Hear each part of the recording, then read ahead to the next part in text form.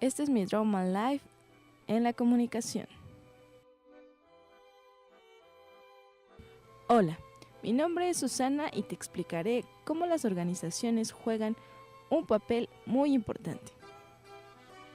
Y cómo la comunicación también juega un papel muy importante en ellas. Partiendo desde las teorías y hasta la práctica. Todo inicia desde que nací. Mi vida en las organizaciones. ¿Alguna vez te has preguntado si tu vida tiene que ver con la comunicación organizacional? Pues la mía sí, y tiene que ver mucho. Por eso te presentaré la historia de mi vida y cómo me he relacionado con las organizaciones y la comunicación. Todo se remonta al día que nací. Todo inicia desde el momento de mi concepción. Esos organismos que trabajaron en conjunto para dar forma a un bebé, o sea, yo. A partir de entonces formé parte de la primera organización de mi vida, aunque no lo parezca. Sí, estoy hablando de la familia. Mi familia constituyó la primera organización de la que formé parte. Es el primer ejemplo que puedo abarcar acerca de comprender de manera fácil lo que es una organización. ¿Por qué? Porque se construyen roles, divisiones de trabajo, estructuración, consecución de objetivos y desarrollo. Ahora bien, te preguntarás, ¿cuál es el papel de la comunicación en todo esto? Bueno, la comunicación tiene un papel muy importante en el desarrollo, porque es la base de toda relación humana y dentro de estas relaciones surge una sociedad organizacional, capaz de generar métodos para conseguir la estabilidad del orden social. Así que es importante considerar el análisis de las condiciones con las que surge para generar estrategias adecuadas a la sociedad en la que se desarrollan. Es por eso que la sociología forma parte del sustento en la comunicación organizacional. Y bueno, tal vez tú te preguntarás qué es la sociología. Bueno, la entendemos como una ciencia social que se dedica al estudio de la sociedad y los fenómenos de la misma. Estudia teórica y empíricamente la acción social. Los autores que pueden guiarnos como padres de esta ciencia son Auguste Comte, Karl Marx y Emile Durkheim.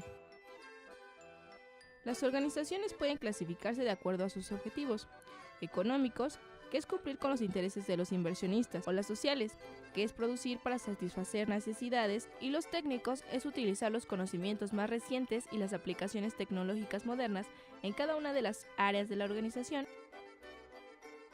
Pero cuando estaba en la preparatoria me surgieron demasiadas dudas respecto al funcionamiento y la estabilidad de las diferentes organizaciones, así que tenía que tomar una decisión importante. Estaba por entrar a la universidad. Había visto demasiados ejemplos de cómo funcionaban las empresas, de cuáles eran sus trabajos y que casi todas pretendían mejorar la producción.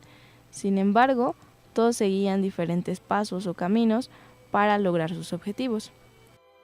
Por ejemplo, el tipo de organización en el que trabaja mi papá se considera una empresa, pues surge de un grupo social creado pero con fines económicos y generalmente regulado por las leyes. Es una unidad económica social que produce bienes o servicios. La empresa de mi papá por su actividad se clasifica como industrial, pero también existen otras como comerciales o de servicio. Eso tiene que ver con el giro de la empresa. Se dividen en empresas de primer, segundo o tercer sector dependiendo de los bienes y servicios que ellos provean, y por su magnitud se puede considerar pequeña, mediana o grande de acuerdo a su capital tanto humano como económico, pero esto dependerá de los indicadores con los que se mide.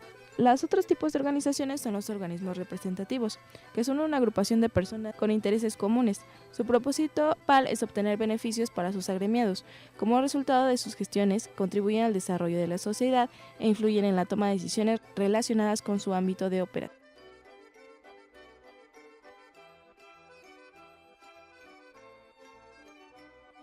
Hay diferentes tipos de organizaciones formales, que se dividen en tres. Las instituciones, que desde un enfoque organizacional son un sistema social que mediante la utilización de recursos actúa coordinadamente para la consecución de objetivos para los que fue creada.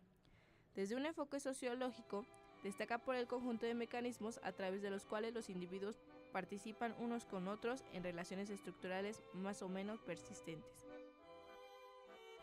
Hay dos tipos de interrelación de los individuos en una organización, que se determinan en función de las formas que se estructuran.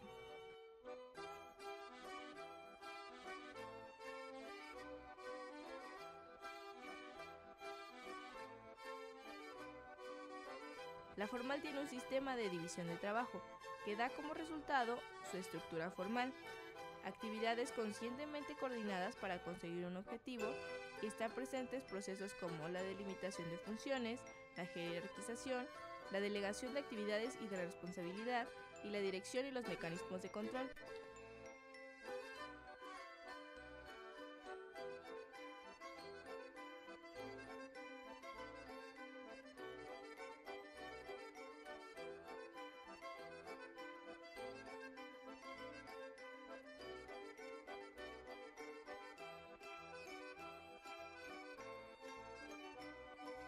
La informal, que nace del agrupamiento espontáneo de los individuos que pertenecen a una organización y obedece a motivos diferentes a las actividades de trabajo. Se desarrollan actividades que carecen de un propósito consciente de grupo. El comportamiento de la gente es espontáneo y la interrelación es voluntaria, con las personas que se elija. La organización informal retiene el poder, lo cual influye decisivamente tanto en la eficiencia como en la productividad.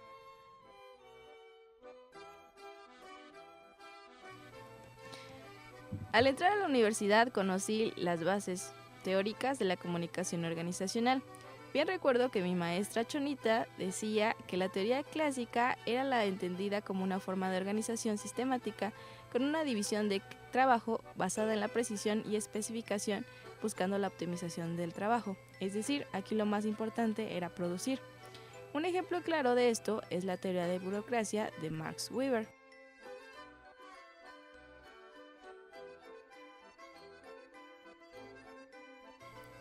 Recuerdo a mi otro maestro llamado Raúl, el cual parecía más hippie que otra cosa, que decía que la teoría humanista se manifiesta a través de un interés por aquello que se ignora en la teoría clásica, es decir, el elemento humano. Ahí pone énfasis en el liderazgo, la motivación y las relaciones, pues son las variables principales de esta corriente, porque mediante una mayor participación y comunicación se logrará el objetivo organizacional.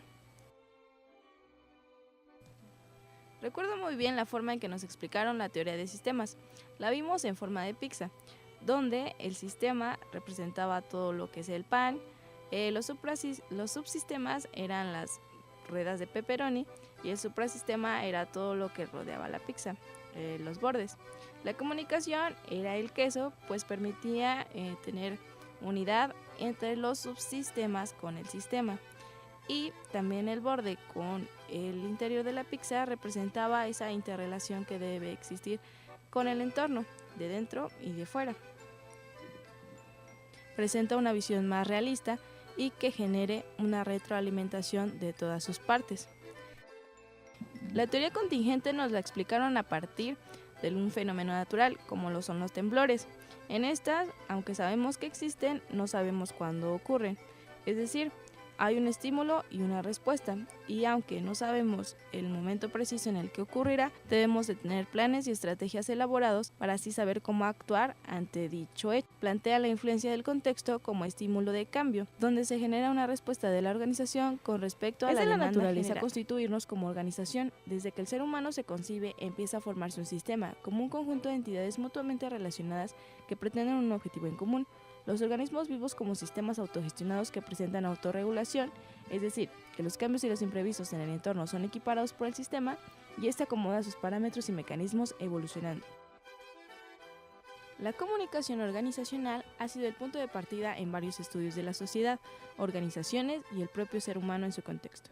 Como hemos visto, todo ser humano nace y vive en varias organizaciones durante el proceso de su vida. También podemos darnos cuenta que formamos parte de sistemas, de un sistema social, de un sistema económico y de un sistema mayor, el mundo. Muchos piensan que la comunicación solo consiste en hablar y comunicarnos, pero esto va más allá. Es un proceso de interacción demasiado complejo